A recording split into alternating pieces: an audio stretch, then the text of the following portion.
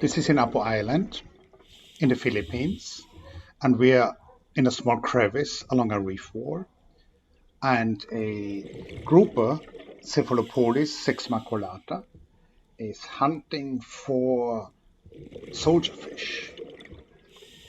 Now, once the group of caught a fish, it seems that another grouper is coming to check out what it caught and is congratulating his friend on the catch. This is, of course, vastly anthropomorphizing, but I think it's interesting that there's inspection of a predation event by a co-specific.